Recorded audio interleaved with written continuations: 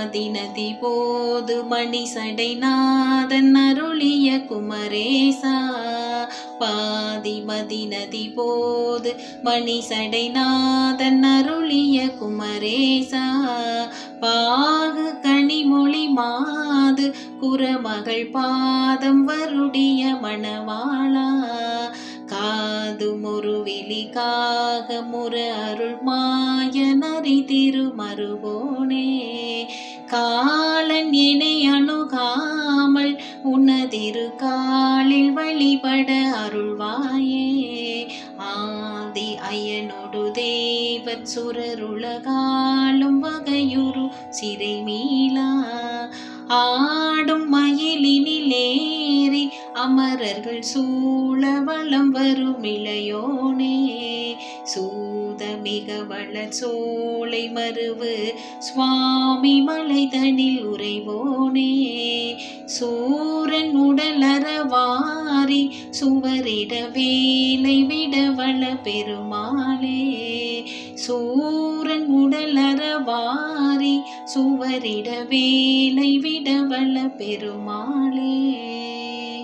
சுவாமிமலை முருகனுக்கு ஹரஹரோஹரா.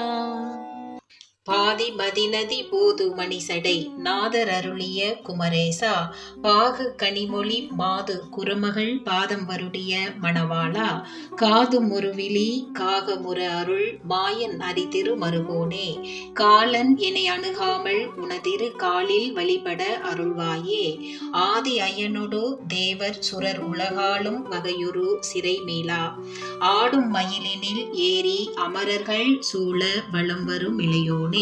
சூத மிகவளர் சோலை மருவு சுவாமி மலைதனில் உறைவோனே. சூரன் உடலற வாரி சுவரிட வேலை விடவள பெருமாளே. பாதி மதிநதி பாட்டின் சொல் விளக்கம். பிறை சந்திரனையும் கங்கை நதியையும் கொன்றை மலரையும் அணிந்த சடைபெருமான் சிவபெருமான் அருளிய குமரேசனே. சர்க்கரை பாகும் கனிகளும் போன்ற இனிய மொழியை உடைய மாதரசி குரமகளாகிய வள்ளியின் பாதத்தை பிடித்துவிடும் மணவாளனே. பிரிக்கப்பட்ட ஒரு விழியை காகாசுரன் என்னும் காகம் அடையும்படி அருளிய ஸ்ரீராமர் மாயகரிக்கும் லக்ஷ்மிக்கும் மருமகனே. யமன் என்னை அணுகாத வகைக்கு உன் இரு திருவடிகளில் வழிபடும் புத்தியை அருள்வாயாக.